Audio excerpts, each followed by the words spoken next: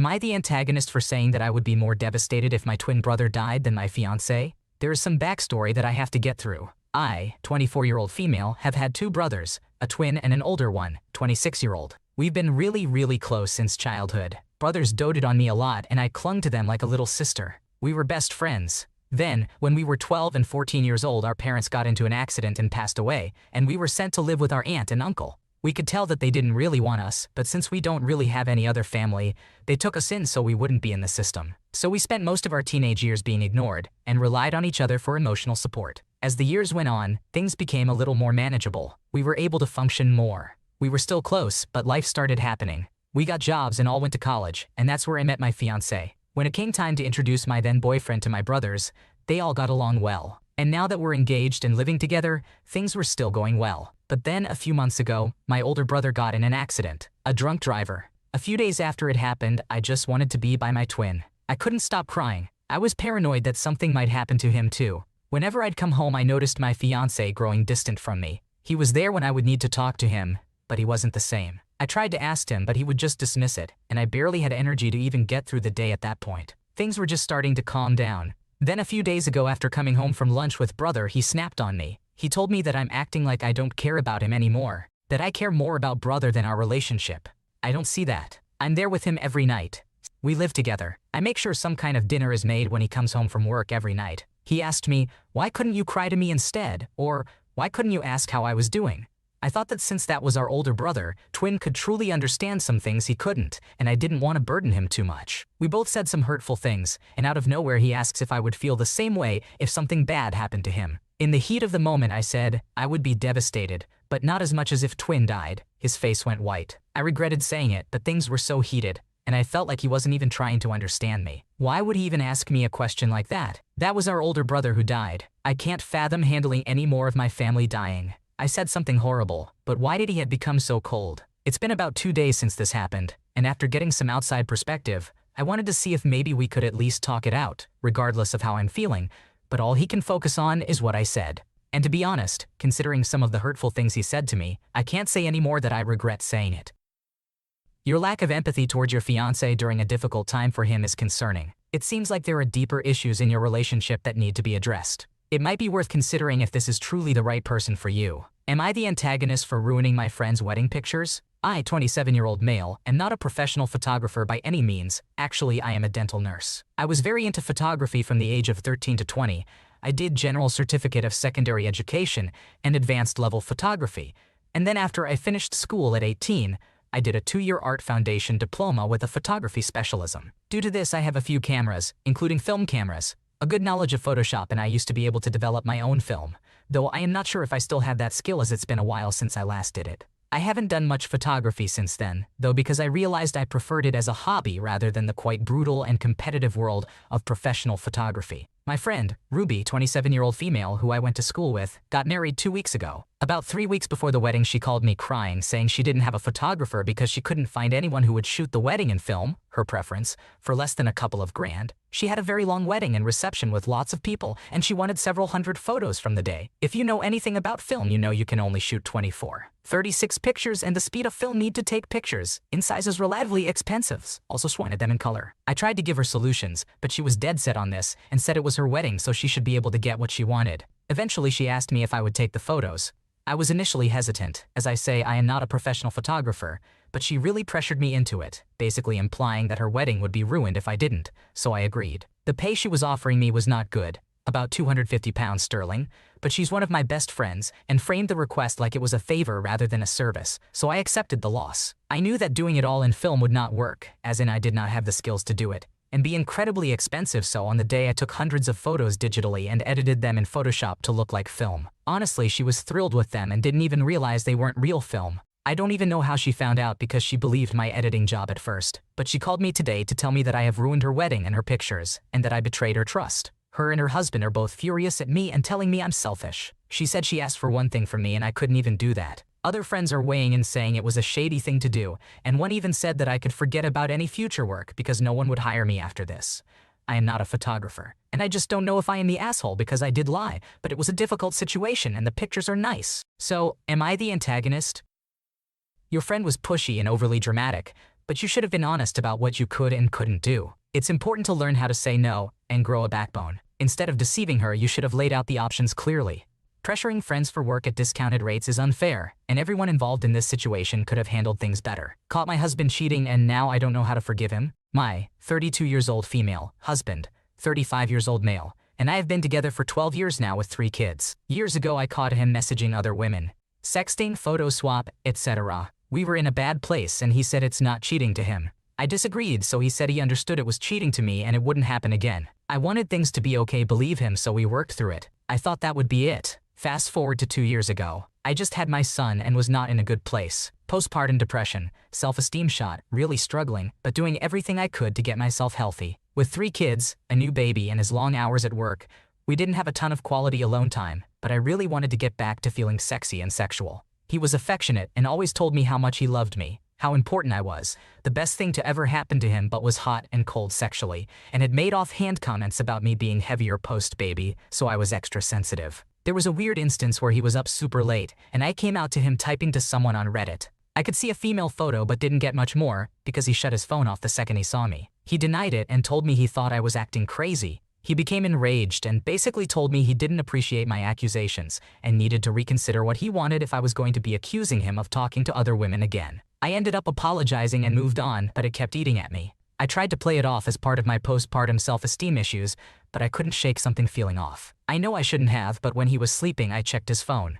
That's where I found all of the messages with his other woman, telling her he is divorced, about his past disappointing sex life and how frustrated he was sexually, how sexy she is, masturbating together via chat, how much he looks forward to talking to her, couldn't wait to see her, how he and his body are all hers. Saw all the call logs where they would talk for hours while he was at work. He had been texting me at the same time saying he was busy but missed me, loved me. I was heartbroken, woke him up and told him to get out, that I'm done, and he says fine by me. I'm a mess, the kids are awake at this point, baby needs me, and I am just trying to get through detached. He comes back hours later and asks to talk. Tells me he doesn't want to lose me. Only said that he was fine with it out of panic. Offered to go to couples therapy. Tells me he never slept with her, it was only over the internet, so he didn't consider it cheating. He blocked her forever and said it will never happen again. We couldn't afford a divorce or to move out of our townhouse, so stayed living together. It took a lot of work, but we started to rebuild. Went to therapy, worked on long-standing issues and rededicated ourselves to our marriage. Agreed to move forward and stay married. Things are good again. Problem is, the better things have gotten, the angrier I get over what happened, less I actually trust the good. He thinks we are doing great, is happy. I was too, but I can't stop thinking about it and don't know that I will ever be able to actually move on. We did all of this work and had this understanding we were in this for the long haul. He would be absolutely blindsided if he knew I don't know what I want anymore. How do I actually forgive and move on from this or trust him again? Is that even possible? The problem for me is that he doesn't think either time is cheating. Sounds like it's time for some solo counseling to focus on your own needs without the lens of us. Eventually, you'll need to clue him in on where you're at, but doing that too early is going to impact your ability to focus on your own needs. Sometimes forgiveness isn't something one has the capacity for. Forgiveness is earned through acts of contrition. Place the blame where it belongs, and don't let the consequences result in you making a decision that isn't true to yourself. Accused my wife of cheating and asked for a paternity test for our 3 kids. My wife has brown hair so dark it looks black, blue eyes and a skin tone that is a couple of shades darker than tan. I have black hair, dark brown eyes, and a skin tone a shade darker than my wife. We have 3 children, 2 boys 6, and a little girl of 3. None of them look like me or my wife. My boys have brown reddish hair, hazel eyes. My girl is a dark blonde with light brown eyes. They are all on the lighter side when it comes to skin tone. I didn't think anything of it at first. Both me and my wife have some interesting heritage, but from the birth of my sons, my family kept bringing it up to me. They would point out the facial features all the time. Where does that chin come from? Look at those cheekbones. That boy stands as straight as a ruler. Who has hair that straight? Things like that. I shut them down or ignored it all. I never paid any mind to them. Then, an old high school friend of my wife's was in town. He was only in town for a couple of days, so there wasn't really time for my wife to meet him for lunch or anything, because we had a lot going on, so my wife invited him to our girl's 3rd birthday party. He wasn't at our wedding and I had never met him before, even on previous visits. He was always in and out. Sometimes my wife could see him, sometimes she couldn't. Then there he was, this tall white man with dark blonde hair and hazel-colored eyes. He and my wife were obviously close. They hugged for a long time, The whole time he was there, he was wherever my wife was, and me and my family watched them. If she was putting more food out, he was there helping. If she was collecting stray plates and cups and trash, he was there giving a hand. The whole time he was there, they were laughing and talking. She introduced him to those who didn't know him, but it was obvious he wasn't there to socialize. He just wanted to talk to her for the time he was there. A couple of hours later, it was time for him to go. My wife walked him out. They had another long hug before he climbed into his Uber and left. My mother and sister were in my ear from the moment they laid eyes on him. I didn't need to hear their suspicions. I had plenty of my own rocking around in my head. I'll spare you all the gory details of my behavior in the weeks following my girl's birthday. I'll only say I wasn't a pleasure to be around. My wife doesn't like drama, doesn't like conflict. She likes to talk things out. That doesn't mean she'll back away from conflict and avoid drama at any costs, only that she prefers to work things out calmly. So in the middle of me picking an argument with her, when I finally outright accused her of cheating, accused her of passing those kids off as mine, and demanding a paternity test, I did not expect her to come back at me as hot as she did. She said she had been waiting for the day I would throw this at her. She had not been blind or deaf to all my family had said and done over the years, and my allowing it. But she had hoped I had more trust in her than to listen to people that never approved of her, people who had nothing better to do with their lives but talk BS about everyone else. I don't know why, but her saying those things pushed me over the edge. The argument grew and grew. I grabbed by the upper arm so hard I left bruises and shook her. Her hand came up and slapped me right across the face. The police were called. I was made to leave the house. I went to my parents. A couple of days later I went home, but the locks had been changed, and my wife wasn't answering the door or picking up her phone. The following week she filed a petition for paternity of all my kids. 2 weeks later, the day after I was given confirmation that they were my kids, I received divorce papers. It's been months. I've tried calling her. I have reached out through Facebook, tried intermediaries. I've written letters. She refuses to engage. I've been told by her sister, who has been blocked by my wife, that she refuses to talk to anyone about me and is cutting out anyone who tries to bring me up. She doesn't care if they're family or friends. One word about me, she cuts them out, blocks them. Her parents are the go-between these days, and only about the kids. They bring the kids to me whenever I ask for them. My wife won't allow me at the house, not even to drop off the kids, yet she doesn't try to stop me from seeing them. Her mom told me she doesn't know if my wife will ever forgive me. She is deeply hurt and absolutely refuses to speak about me. I try to give them money for my kids every time I see them, but they refuse it, saying my wife doesn't want my money. A mutual friend has told me he thinks I broke her. He and his wife help her with the kids sometimes, and he says the life has gone right out of her. I have leased an apartment a couple of blocks away from my wife and children and have gone very low contact with my own family. Not that I blame them for what I did, but it's hard to be around them right now. They continue to blame my wife for all that's happened and take no accountability for any wrongdoings against her since my sons were born. My kids keep asking when I'm coming home and why mom cries all the time. I don't know what to tell them. I'm not looking for advice on how to save my marriage. It's too late for that. There is no getting around the fact I have destroyed my family. I miss my kids. I miss my wife. I wish I could take it all back, but I can't. I've lost her. Even so, maybe there are people here who can advise me on how to foster an amicable co-parenting relationship. Maybe help me find a way that will get my wife to accept my financial support for her and the kids. I still pay the mortgage on the house so she doesn't have to worry about that. She works, but she doesn't make enough to live comfortably. I'm prepared to be vilified. My only hope is that there is some useful counsel and guidance that comes with the insults and disparagement. You created a bullshit scenario in your head and assaulted her, leaving bruises on her skin, imploding your marriage. Good for her for not tolerating it. Lots of kids have lighter hair when they're younger, and he was being helpful at the party, while you obviously weren't. You can't get her to accept your money. If your concern is about money for the kids, set up accounts for them that they can access when they turn 18. I suspect this is more about getting her to do what you want than it is about your kids having food on the table. Am I the antagonist? I don't want to help my husband with his business. My husband runs a party entertainment company where he owns inflatable bounce houses and air hockey tables. Every Sunday he rents out a space where he charges people to play and makes a profit from it. So I was away taking care of personal matters when he initiated this business. While I was away, he started pursuing it with his sister. Once I came back, I without hesitation began to help out and wanted to partake in it. I didn't want to step on anyone's toes because I wasn't there since the beginning, so I felt like I had to respect their way of working. This continued for a couple of weeks, and then my sister-in-law stopped going because she decided to spend this time with her boyfriend instead, so I decided to take charge and help my husband out. One Sunday, we were promoting a new inflatable bounce house that we had just gotten, and I was helping decide the price. My husband and his sister decided on a high price and customers were just not happy and leaving, so I offered an idea that might work. I shared it with my husband, he agreed. I shared it with my in-laws since they were there, and they agreed as well, so I thought that we were going to proceed with it. My sister-in-law came and talked to all of them and convinced them that I was wrong, and before I knew it I was cornered by my in-laws and my husband about how I was wrong and that I was losing them money. Honestly, it made me feel like I had no place there and that I did not matter. Just the way I was approached, where it just felt like all of them were against me, because I was literally against the wall, and the four of them just explaining to me how I did not know anything, and that they collectively decided that they were going to continue to charge more. I got frustrated and left. At the end of the day, this business belongs to my husband only, and I felt as his wife I had some right to contribute, but they made it clear I should just not. So I decided to step away and mind my business. So from then on, every Sunday I would stay to my business and let them do their thing.